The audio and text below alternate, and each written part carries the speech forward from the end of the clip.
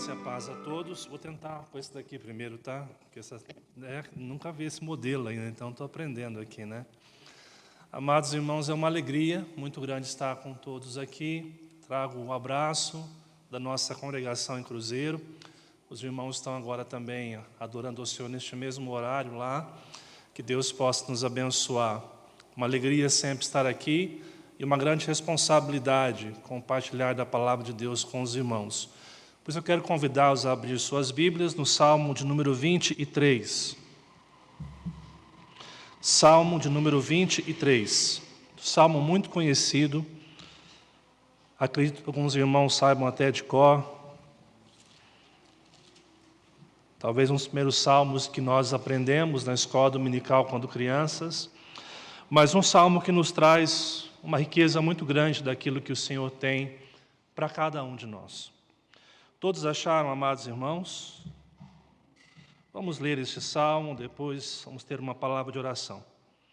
O Senhor é o meu pastor, nada me faltará. Ele me faz repousar em pastos verdejantes. Leva-me para junto das águas de descanso. Refrigera minha alma. Guia-me pelas vias da justiça, por amor do seu nome. Ainda que eu ande pelo vale da sombra da morte, não temerei mal nenhum, porque tu estás comigo. O teu bordão e o teu cajado me consolam. Preparas-me uma mesa na presença dos meus adversários. Unges-me a cabeça com óleo, o meu cálice transborda. Bondade e misericórdia certamente me seguirão todos os dias da minha vida. E habitarei na casa do Senhor para todo o sempre. Vamos ter mais uma palavra de oração neste momento. Amado e bondoso Deus, muito obrigado por essa rica oportunidade que nós temos de estar diante da Tua palavra que é viva e eficaz, que consola, que trata, que nos transforma à imagem do Teu Filho Jesus. Pedimos e rogamos que Teu Santo Espírito nessa noite possa trazer luz aos nossos corações, Pai, para que esta palavra possa nos edificar, possa nos fazer pensar em nossa vida e nas nossas atitudes nesses dias. Se conosco, ó Pai, nos abençoe. É o que eu te peço em nome de Jesus, Pai. Amém. Amados irmãos, uma das coisas muito interessantes que nós fazemos é estudar. Como é bom estudar e aprender. Eu imagino que muitos aqui leem bastante, gostam de estudar, mas alguns livros que eu mais gosto de estudar são biografias. Eu gosto muito de ler a história de pessoas, porque pessoas que escrevem sua biografia, geralmente já têm uma caminhada na vida. E eles vão compartilhar ali os seus erros e acertos. Eles vão compartilhar não somente os momentos bons da vida, mas também as dificuldades. E quando nós lemos essas biografias, nós começamos a perceber que o segredo para o sucesso dessas pessoas, muitas vezes, não foi um momento específico na sua história, mas principalmente o que ele decidiu a fazer todos os dias. Há uma frase de Aristóteles que diz o seguinte, que a excelência ou a virtude, ela não é uma coisa que você adquire simplesmente num dia. Ele vai dizer que nós somos aquilo que fazemos todos os dias. E a excelência não é um feito, mas é um hábito. É aquilo que nós tomamos a decisão de fazer e transformar aquilo num hábito em nossa vida. Quando nós simplesmente pensamos em mudança, olhamos o nosso quadro como um todo e dizemos, mas eu queria que a minha vida fosse diferente nessa área, eu queria que a minha história talvez caminhasse por um caminho um tanto diferente dos resultados que eu tenho hoje. A gente pensa isso, mas o quanto nós temos dedicado realmente a entender esses processos que fazem diferença na nossa vida. A gente não muda as coisas, nossa realidade, da noite para o dia. Por exemplo, se nós queremos ter mais comunhão com Deus, nós precisamos todos os dias decidir, pegar a Bíblia e ler e orar. Se nós fazemos isso somente uma vez a semana, isso não se torna um hábito na nossa vida. E quando nós lemos as biografias, nós percebemos o quanto isso nos ensina. E o texto que nós lemos aqui, o texto que eu quero conversar com os irmãos hoje, é uma biografia. Quem escreve o Salmo 23 é Davi. Davi é um homem que está escrevendo o Salmo 23 no final da sua vida. Já um homem de idade, experimentado. Um homem que viveu coisas boas e ruins. Por exemplo, para que a gente possa fazer rapidamente um panorama do que Davi enfrenta a sua vida e agora descreve neste Salmo, nós vemos que Davi, no começo da sua juventude, trabalhava com seu pai, era um jovem trabalhador que estava ali lutando com o leão, com o urso, fazendo o que o pai queria. Mas esse menino, esse jovem, ele passa um preconceito ou uma discriminação na sua própria casa. No incidente com Golias, quando o seu pai pede que ele leve queijo ao capitão para que ele pudesse ver o estado dos irmãos, os irmãos, ao verem Davi, pensam: o que esse rapazinho veio fazer aqui? Ele tinha conflitos dentro de casa também. Quando o profeta vai ungir um rei, ele passa por todos, e o último é Davi, porque ele pensava que o ideal para ser um rei não era o estereótipo de Davi, mas era dos seus outros irmãos, homens de guerra, homens valentes. Ele passa por esse processo, mas Davi, ele passa por um processo de destaque quando ele derrota Golias, e começa então a ser visto numa nação, mas como consequência ele passa por um processo de um rei enciumado com ele, que era Saul, que por 2 vezes tentou matar Davi. O mesmo que ele havia feito um benefício para o rei, é o mesmo rei que tenta matá-lo. E por vezes Davi foge. Davi passa por processos em que ele é profundamente honrado, em que ele vive dias de grande felicidade, mas vive dias também complexos, como, por exemplo, quando ele cai com Betseba, quando ele faz de forma premeditada o assassinato de Urias, quando ele tem que chorar a morte do seu filho, quando ele vê o seu próprio filho Absalão se levantando contra ele, expulsando ele do palácio, tirando ele do reino, quando ele vê os seus filhos brigando entre si, questões de abusos que ele passa no seu lar.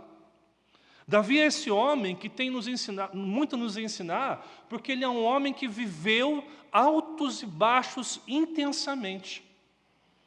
Um homem que sai de baixo, que chega no palácio, mas que comete erros gravíssimos.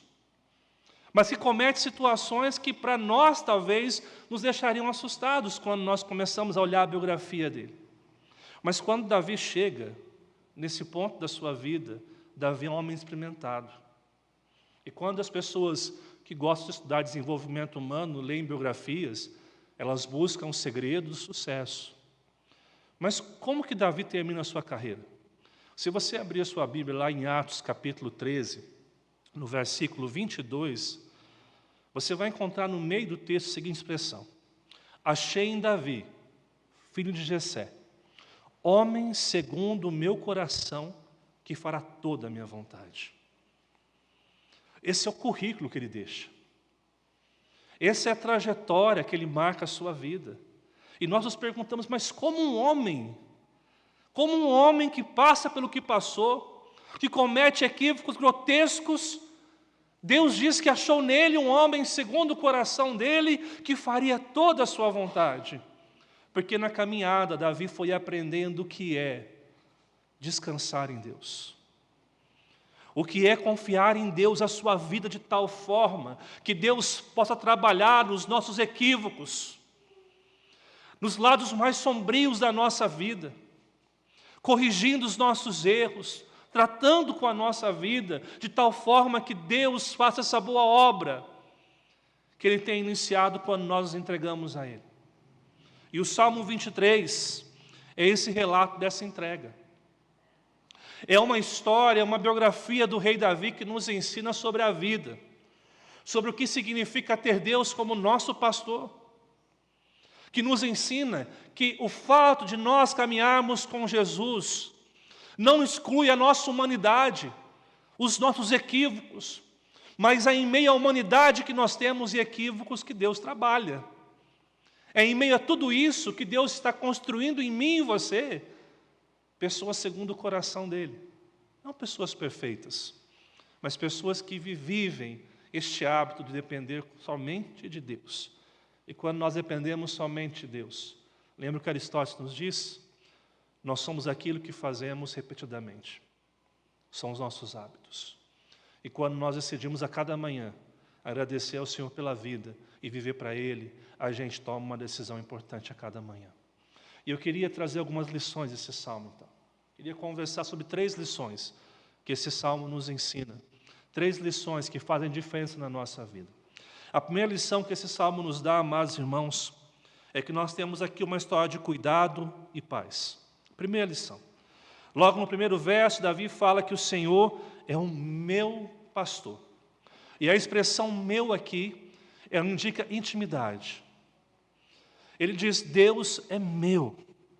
Não no sentido como se ele fosse o possuidor de um Deus tão grande, mas ele sabe que o Criador do universo, aquele que sustenta todas as coisas, voltou-se para ele para ter um relacionamento íntimo com ele.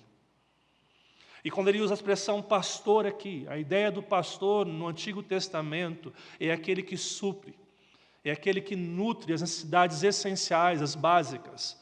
É aquele que está cuidando em todo e qualquer tempo. É aquele que está tirando os bichos que vão ficando na pele. É aquele que está cuidando das feridas. É aquele que vai tratando as nossas vidas. E Davi sabe que essa posição de Deus na sua vida é uma posição íntima. Não porque Davi fosse bom ou merecedor desse amor, mas porque pela graça Deus manifesta esse amor, esse cuidado nas nossas vidas. E porque esse Senhor é o pastor, ele completa o verso 1 dizendo, nada me faltará. Mas não confunda nada me faltará como se Deus fosse um gênio da lâmpada que realizasse o nosso querer o tempo todo. Porque às vezes as nossas histórias não saem da maneira que nós planejamos. E nós precisamos confiar que mesmo quando nós temos nossos resultados não são o que nós esperamos, Deus continua fazendo nada faltar na nossa vida, porque o seu querer está se cumprindo em nossa história. E a palavra de Deus diz que a vontade dEle é boa, é perfeita, é agradável. E Ele, como soberano, sabe como cuidar das nossas vidas. Quando Davi diz que Deus está cuidando dele como pastor próximo e que nada falta, Davi tem a compreensão que isso não tem a ver com os resultados humanos que nós temos, mas com a capacidade de compreender que Deus está fazendo o melhor em nossas vidas, em toda e qualquer circunstância. Primeira lição, uma história de cuidado e de paz, porque depois ele continua no verso 2, que esse mesmo Deus que é pastor e que está cuidando de forma que nada falta, ele começa o verso 2 dizendo que Ele me faz repousar em pastos verdejantes, e esse mesmo Ele leva-me para junto das águas de descanso. E as expressões pastos verdejantes e águas de descanso são expressões que traduzem paz de espírito. É o mesmo que Paulo fala em Filipenses, que a paz de Deus excede ao entendimento, a todo entendimento. Que essa paz, no meio da tribulação, começa a vir no nosso coração e nos dar a capacidade de saber que Deus está cuidando.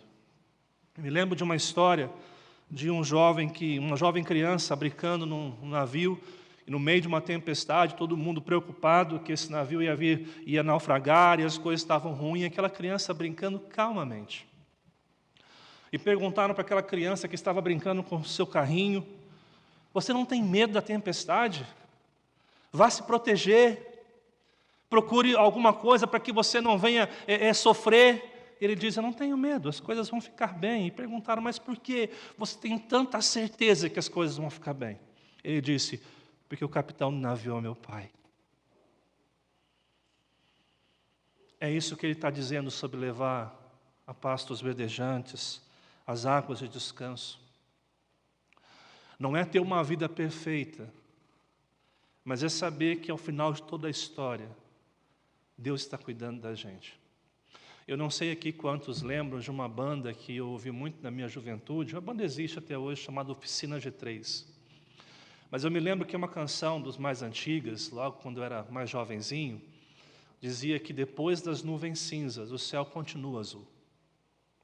E às vezes o quadro que nós estamos vendo da história são cinzas. São dificuldades, são lutas, mas talvez não é o quadro perfeito, porque atrás das nuvens cinzas, o céu continua azul, e Deus continua cuidando dos seus filhos, trazendo paz onde não há paz. Davi chega no fim da sua vida, ele deve olhar para tudo que ele viveu, as tribulações, as cavernas que ele teve que dormir, os perigos de morte, o seu filho sendo morto, chorando as dificuldades da vida. Ele fala, eu olho para a minha história e eu vejo que Deus sempre cuidou de mim. Deus sempre esteve comigo.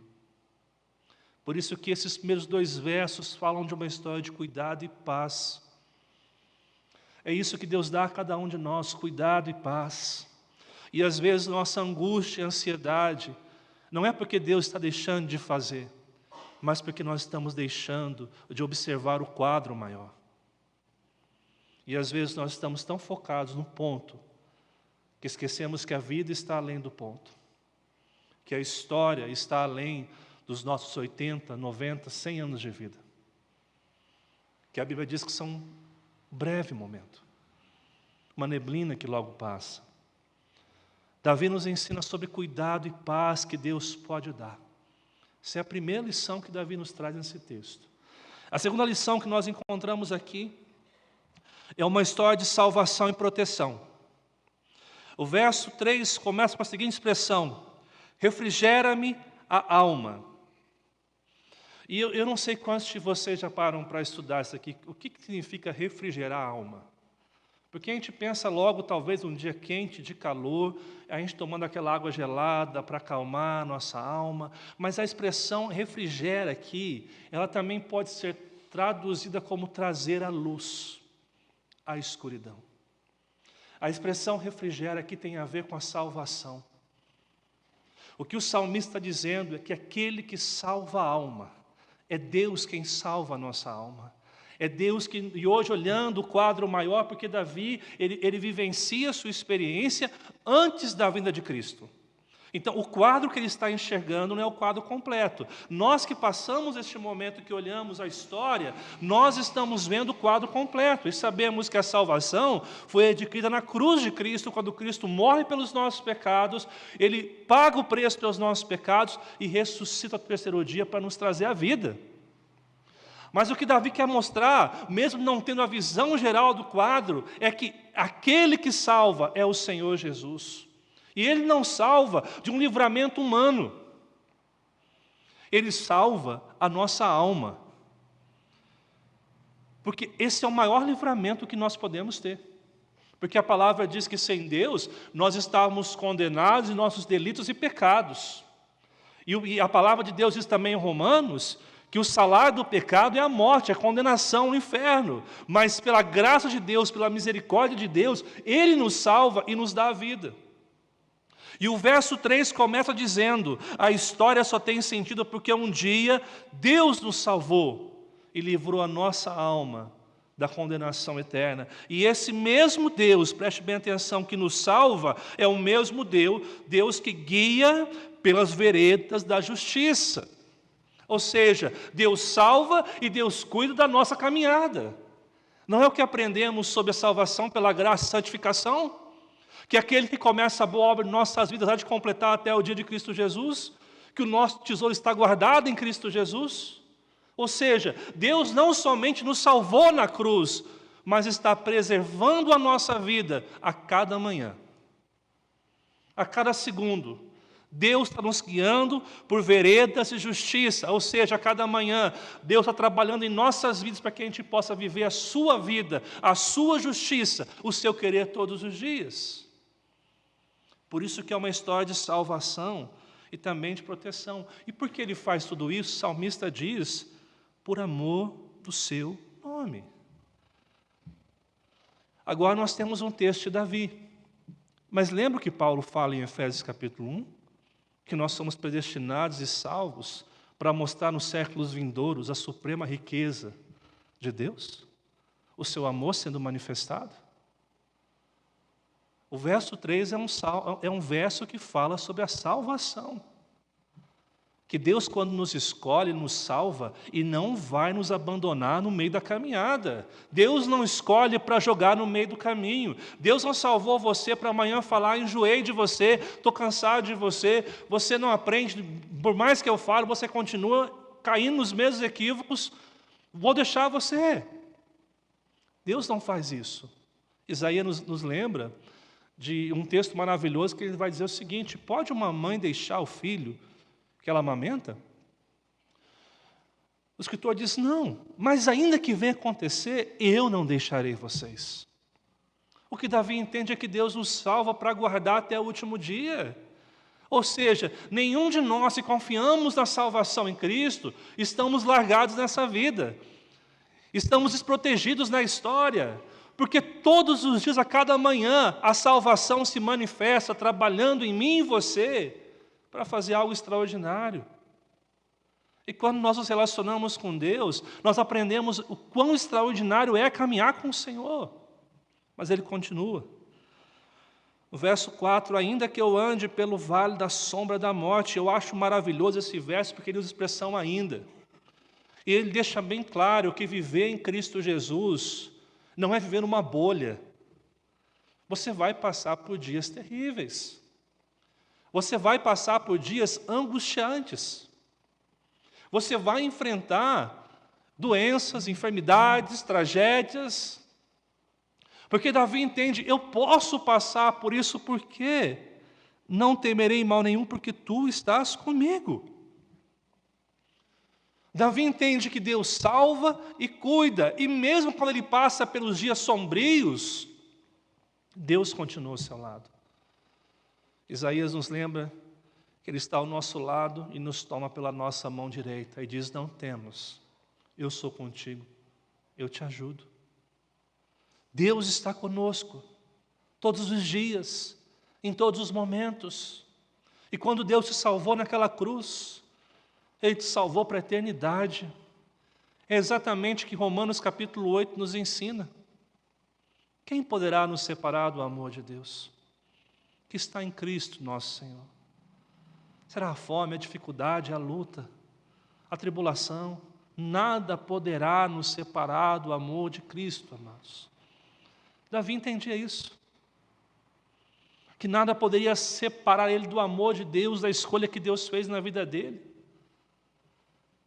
E ele relata nesse salmo que é escrito no final da sua vida, olhando para tudo que Deus fez na história dele.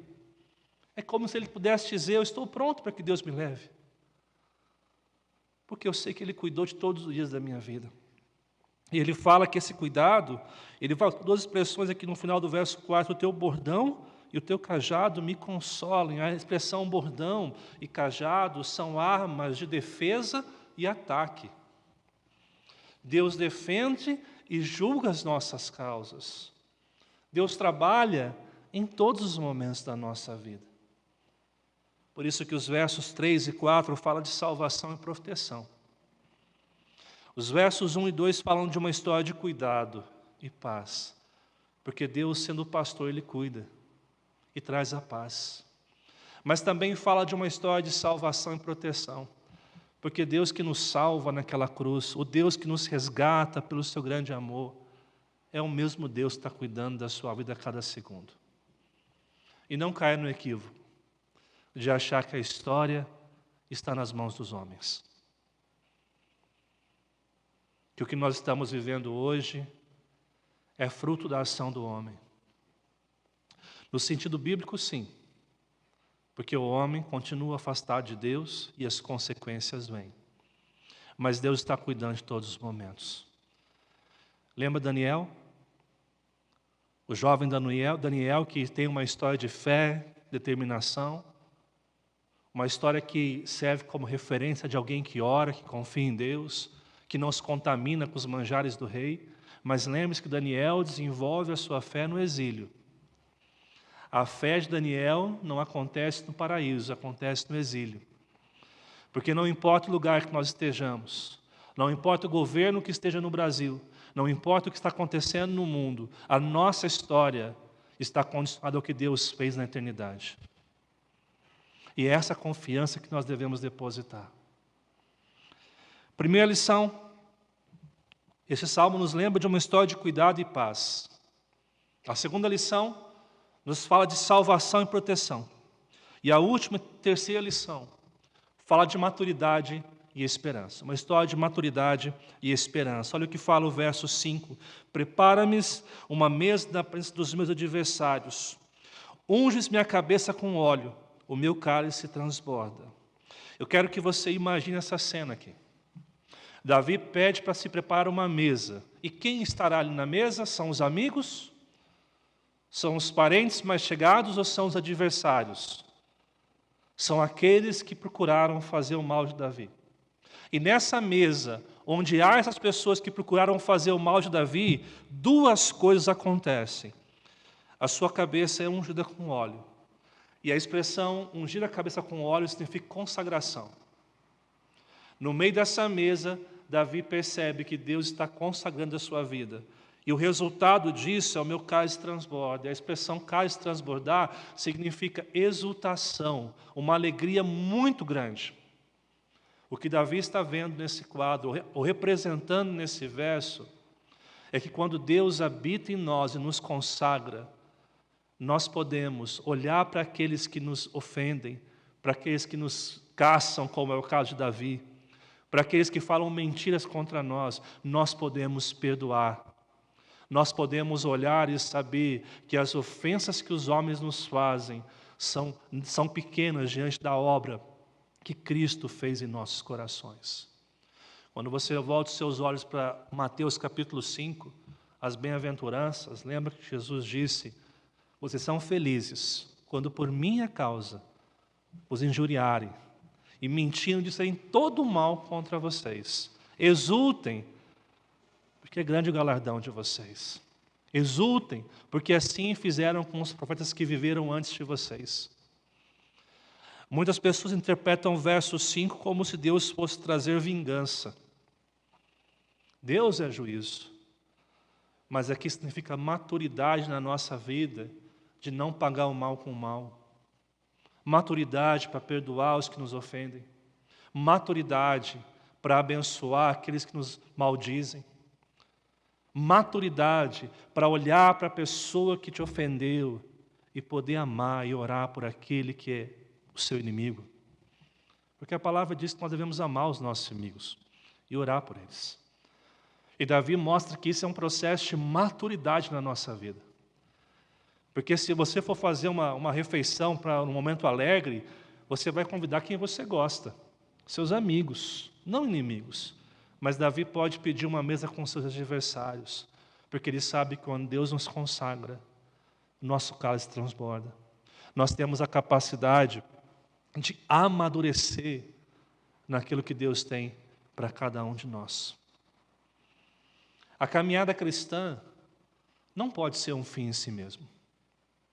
A jornada, a peregrinação cristã deve ser um caminho em que nós devemos ansiar a maturidade. Efésios fala que os dons na igreja são usados para o aperfeiçoamento dos santos. Para que nós possamos amadurecer a imagem de Cristo, para que nós possamos seguir o exemplo do nosso Mestre, o Senhor Jesus. Ou seja, maturidade nos alcança quando nós temos capacidade de entender que as coisas do passado são as coisas do passado. E elas não voltam, trazendo complexos, remorsos, raiva, ira. A página foi virada, porque a nossa história está em Cristo Jesus. E Colossenses capítulo 3 nos lembra que o referencial do perdão é perdoar como Cristo nos perdoou naquela cruz. Por isso que Davi fala de maturidade no verso 5. E no verso 6 ele fala da esperança. Porque nós caminhamos para amadurecer, mas todas as manhãs acordamos com uma esperança. E ele vai usar duas expressões maravilhosas aqui. Ele vai dizer que bondade e misericórdia, certamente, ou seja, algo que ele tem convicção, me seguirão todos os dias da minha vida. O que Davi está escrevendo aqui é que a cada manhã, a graça, a misericórdia, a bondade, o perdão de Deus é manifesto na sua vida. Agora, essa graça, a misericórdia, é renovada não somente uma vez por semana. Davi diz que é todos os dias da sua vida, até o teu último suspiro nessa história. Deus irá cuidar de você. Deus irá ter a sua graça e misericórdia. E o que significa isso em outras palavras? Nós recebemos aqui o presente da vida. Porque se não fosse a misericórdia de Deus, nós seríamos consumidos. Porque se não fosse a bondade de Deus, nós estaríamos em apuros todos os dias. Mas é a bondade e a misericórdia que estão nos seguindo, certamente nos seguem, que faz diferença em cada manhã, em cada dia que nós concluímos.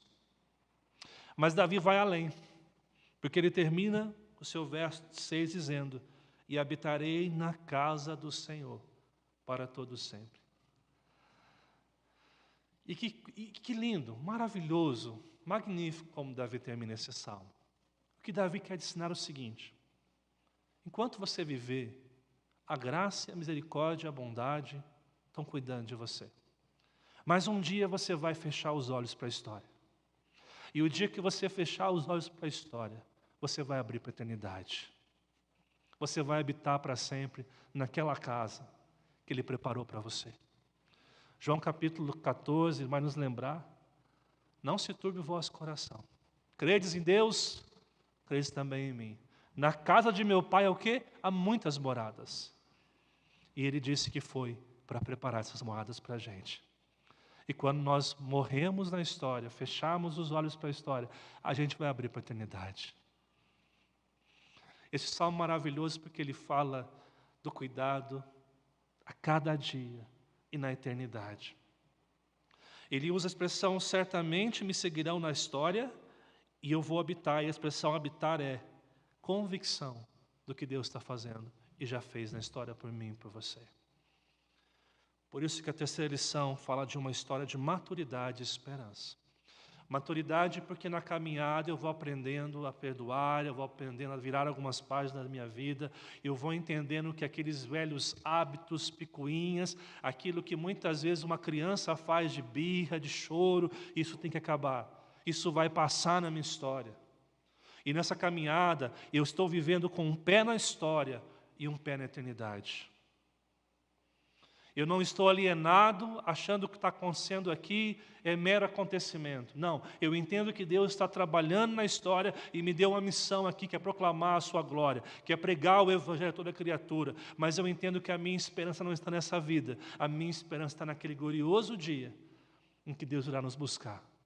Quer pela vida, quer pela morte, quer pela sua vinda, nos buscando naquele último dia. Por isso que esse salmo, essa biografia de Davi, a qual ele escreve no final da sua vida, nos ensina 3 lições. A primeira, uma história de cuidado e paz. Porque sim, quando nós estamos próximos de Cristo, próximos de Deus, Ele está cuidando da nossa vida e trazendo a paz que nós precisamos. A segunda lição nos fala de uma história de salvação e proteção. Porque o mesmo Deus que salva a minha vida é o Deus que completa essa obra na minha vida. É um Deus que está me guardando, por onde quer que eu ande. Pelo vale da sombra da morte, pelos dias bons, pelos dias ruins, pelos dias de paz, pelos dias de angústia. Ele está cuidando. E em terceiro lugar, esse salmo nos fala sobre uma história de maturidade e esperança. Porque enquanto estivermos aqui, com os nossos pés na história, vivendo essa breve vida que Deus nos deu, nós vamos crescer, amadurecer, buscar essa imagem de Jesus Cristo, buscarmos sermos discípulos de Jesus. Mas quando a nossa vida acabar, quando a peregrinação chegar ao fim, nós abriremos os nossos olhos para vivermos eternamente com o nosso Deus. 3 lições que esse salmista Davi, no final da sua vida, pode nos ensinar. Mas esse texto tem uma chave, e eu quero concluir com isso. A chave desse texto está no primeiro verso. Ele começa o seu texto dizendo, o Senhor. E a expressão Senhor aqui indica aquele que se entregou totalmente a alguém. Isso só acontece na vida de Davi, porque ao longo da caminhada entre erros e acertos, Davi se entregou totalmente a Deus. Nós só podemos ter Cuidado, paz, salvação, proteção, maturidade e esperança, quando nós nos entregarmos completamente a Deus. Não há história, de fato, com sentido, se não for aos pés da cruz. Não há felicidade real, não há plenitude real, fora da cruz de Cristo. Enquanto nós estivermos com o nosso coração metade com Deus e metade com as coisas desse mundo, nós vamos ter mais dificuldade, nós vamos sofrer mais. Mas quando nós entregamos o coração a Deus, nós passamos pela dificuldade, mas temos uma outra forma de ver a dificuldade. A nossa visão de mundo muda. A nossa visão de acontecimentos muda, porque nós sabemos que em todas as coisas Deus está fazendo a sua vontade e nos convidando a entender os seus projetos, os seus planos na história. Por isso, nessa noite, eu quero convidar você, que está aqui presencialmente ou que nos assiste de forma online, a se perguntar se o Senhor é o pastor da sua vida. Se de fato nós entregamos nosso coração e nossa vida completamente a Deus. Jeremias capítulo 29, Deus diz que Ele vai ouvir oração quando esse povo buscar de todo o coração. Quando o seu coração estiver devotado completamente. E há um detalhe nesse texto, amados irmãos, que também eu acho maravilhoso. Nós temos aqui o capítulo 23, que é uma autobiografia. Quando você volta o capítulo 22, um salmo também de Davi, ele fala sobre o sofrimento e a vitória do Messias. É um salmo messiânico. É um salmo que estava apontando a vinda de um Salvador, que traria a transformação, a salvação a todo aquele que estava perdido. E quando você vê o Salmo 24, que foi inclusive o salmo que o nosso pastor leu aqui hoje, né? Ele fala da vinda do Messias. Ele fala da concretização do plano de Deus. E por que eu acho interessante a posição do Salmo aqui? Porque entre a história da cruz e a vinda de Cristo estão as nossas histórias. E é ao longo dessa história que nós precisamos entregar nossa vida, nosso coração, totalmente a Deus.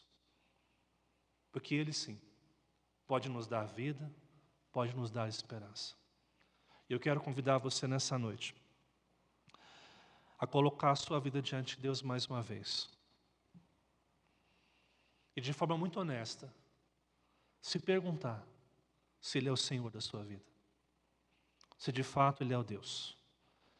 Numa sociedade em que nós temos visto tantos deuses, onde pessoas têm construído deuses na sua vida e depositado a confiança da sua história, da sua vida, em ideologias, no trabalho, em relações,